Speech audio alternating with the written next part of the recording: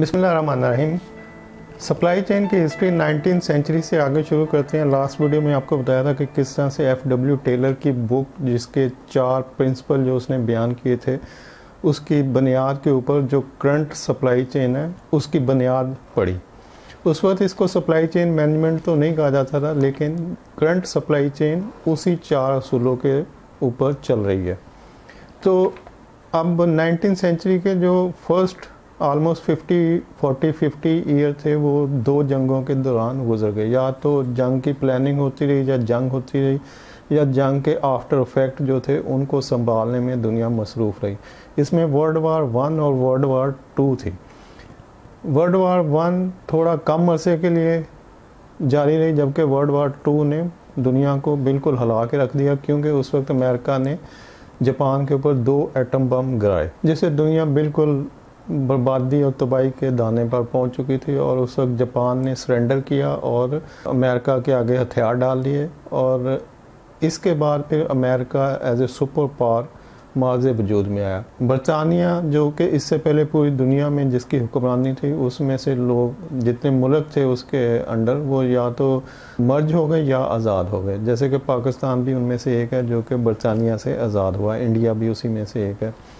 ऐसे चाइना बरतानिया के अंडर तो नहीं था, लेकिन चाइना भी वहाँ पे जो बादशाहत का निज़ाम था वो ख़त्म होकर कम्युनिस्ट सिस्टम की तरफ चला गया। ऐसे बहुत सारे मुल्क अफ्रीका में, एशिया में, जो कि बरतानिया के अंडर थे, वो बरतानिया से आज़ाद हो गए।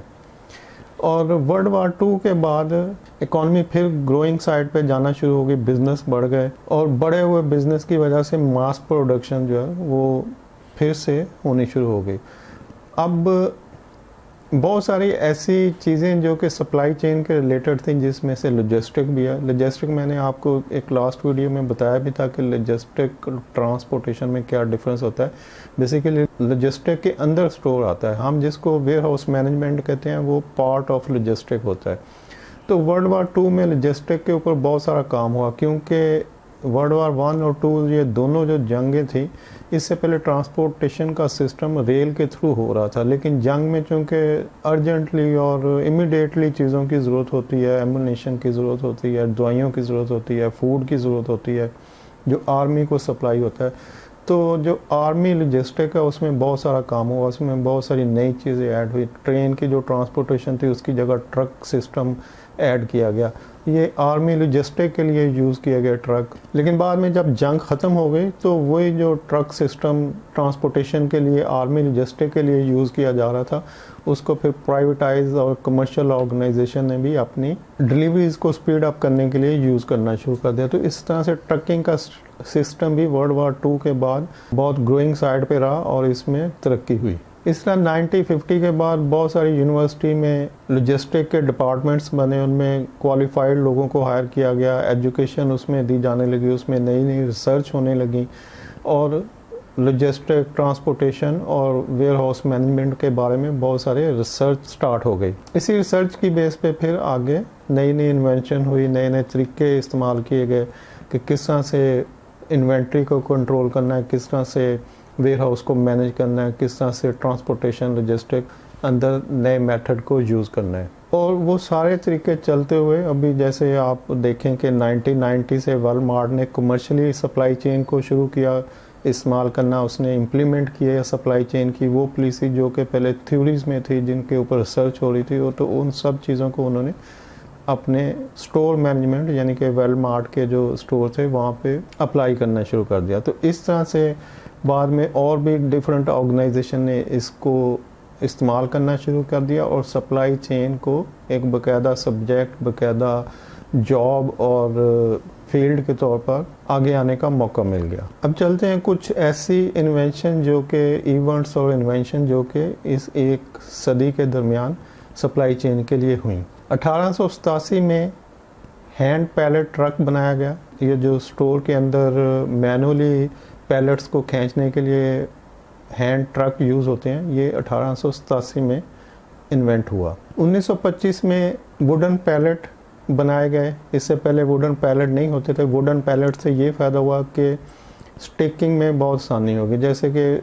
आपने कुछ नीचे से ऊपर तक 10, 15, 20 स्टेकिंग करनी हो तो आप किसी भी कार्टन को या चीज़ों को एक दूसरे के ऊपर नहीं रख सकते थे। तो वुडन पैलेट के बाद स्टेकिंग जो है वो आसान होगी। तो ये 1925 में ये वुडन पैलेट बनाए गए। 1926 में फोर्क लिफ्टर का बेसिक आइडिया इन्वेंट हुआ कि इस तरह का एक लिफ्टर होना चाहिए जो कि स्टोरेज में आसानी दे चीज़ों को ऊपर रखने में। चूँकि पैलेट इन्वेंट हो चुके थे, पैलेट बना लिए गए थे, तो अब पैलेट को हैंडल करने के लिए फोर्क लिफ्टर के ऊपर काम होना शुरू हो गया। उसके बाद फिर जंग का दौर था जो एक लंबे अरसे तक चलता रहा। फिर जंग की वजह से जो तबाही हुई उसको संभालने में काफ़ी टाइम लग गया। फिर जो नए मुल्क माज़े वजूद में आया उन्होंने दुनिया उथल पुथल कर दी और बहुत सारे नए इंस्टीट्यूशन बनना शुरू हो गए, जैसे UN बना, वर्ल्ड बैंक बना, इस तरह के डिफरेंट मॉनेटरी फंडिंग के लिए ऑर्गेनाइजेशन बनना शुरू हो गई। क्योंकि उस वक्त दुनिया को रीऑर्गेनाइज करने की ज़रूरत थी, दुनिया को रीस्ट्रक्चर करने की ज़रूरत थी ताकि उनको दोबारा से आबाद किया जाए। 1952 में USA में फर्स्ट टाइम बार कोड को पेटेंट करवाया गया। बार कोड वो सिस्टम है जो कि अभी आप किसी भी स्टोर में जाएं तो अशिया के ऊपर एक बार कोड लगा होता है जिसके ऊपर उसकी कीमत, और अगर उसको स्कैन किया जाए तो उसके अंदर उसकी पूरी स्पेसिफिकेशन जो भी आप देना चाहें वो होती है। तो ये बार कोड का सिस्टम 1952 में वजूद में आया। 1956 में स्टेनलेस स्टील के कंटेनर बनाए गए। ये जो आप 24-40 फुट कंटेनर देखते हैं ये 1956 में बनाए गए, और इनके आने से जो ट्रांसपोर्टेशन का सिस्टम है और वो और स्पीड अप हो गया।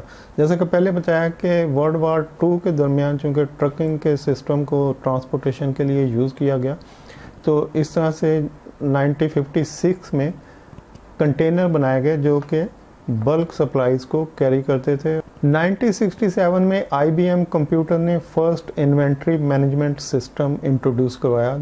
क्योंकि उस वक्त इंडस्ट्री बहुत ग्रो कर चुकी थी और मास प्रोडक्शन के लिए इन्वेंट्री की ह्यूज कैटेगरीज होती थी, तो उसको मैनेज करने के लिए फर्स्ट टाइम IBM ने एक इन्वेंट्री मैनेजमेंट सिस्टम इंट्रोड्यूस करवाया। उस वक्त कंप्यूटर कैलकुलेटर टाइप के होते थे। वो जो करंट टाइम में कंप्यूटर जो डेस्कटॉप चल रहा है ये कोई 80 और 90 के दरमियान वजूद में आए, लेकिन इससे पहले कैलकुलेशन के लिए साइंटिफिक कैलकुलेटर टाइप के कंप्यूटर ऑलरेडी अवेलेबल थे। तो ये 1967 का टाइम था जब IBM कंप्यूटर ने inventory management system commercial organisation के लिए इंट्रोड्यूस करवाया। और इससे कोई 8 साल बाद यानी 1975 में real time inventory management system को इंट्रोड्यूस करवाया गया जो कि लिंक करता था डिफरेंट वेयर हाउस को और उसकी मैनेजमेंट करता था। और 1990 में जैसा कि पहले भी बताया कि वॉलमार्ट ने सप्लाई चेन को स्टार्ट किया। सप्लाई चेन के नाम से यानी सप्लाई चेन की जो थ्योरीज थी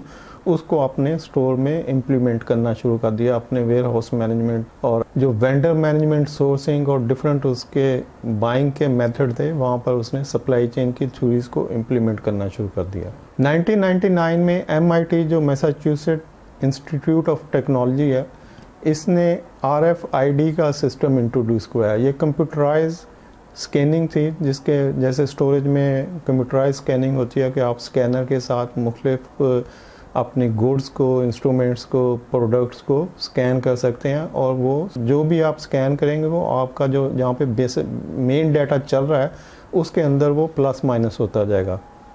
इसके ऊपर इंशाल्लाह एक सेपरेट वीडियो बनाएंगे कि किस तरह से RFID स्टोर में काम करती है, यानी इन्वेंट्री को RFID के थ्रू किस तरह से मैनेज किया जाता है। 2012 में बैक्स्टर नामी इंडस्ट्रियल रोबोट इंट्रोड्यूस करवाया गया जो कि इंडस्ट्रियल प्रोडक्शन के लिए लोगों की जगह काम करना शुरू हो गया। जैसे गाड़ियों की प्रोडक्शन है या हैवी कॉम्प्लेक्स जो होते हैं जहाँ पे हैवी मैकेनिकल काम हो रहा होता है, वहाँ पे इंडस्ट्रियल रोबोट को इंट्रोड्यूस करवाया गया। इस तरह से ये कुछ इन्वेंशन थी जो कि इन्वेंट की गई, नई चीज़ें बनाई गई जो कि इससे पहले नहीं होती थी दुनिया में, और जिन्होंने सप्लाई चेन को स्पीड अप किया, सप्लाई चेन की ग्रोथ में आगे मावन साबित हुई।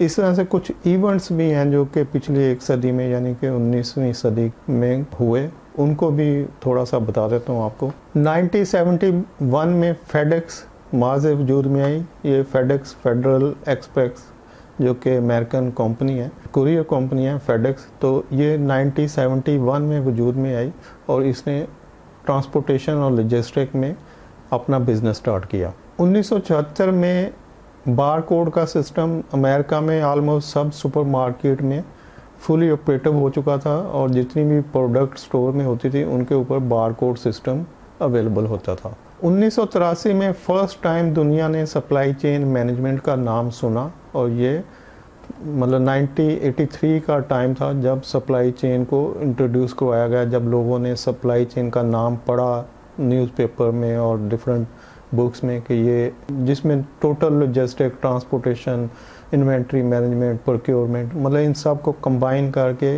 एक नाम दे दिया गया और वो था सप्लाई चेन मैनेजमेंट। ये 1983 में फर्स्ट टाइम इंट्रोड्यूस करवाया गया। 1997 में अमेज़ॉन स्टार्ट हुई। अमेज़ॉन आपको पता है कि दुनिया की सबसे बड़ी कंपनी है ऑनलाइन सेल के लिए, और उस वक्त जब ये स्टार्ट हुई तो इसको 1 मिलियन बायर मिले। 2007 में पनामा कनाल को डबल किया गया, क्योंकि पनामा कनाल आपको पता है कि समुंदर एकदम से ऊपर से ऊंचाई से नीचे, यानी दो डिफरेंट उसकी सतह है, एक बहुत ऊंची है एक नीची है, और इन दोनों ऊपर से नीचे को जब शिप आता है तो उसको पनामा कनाल से स्टेप बाय स्टेप नीचे लाया जाता है।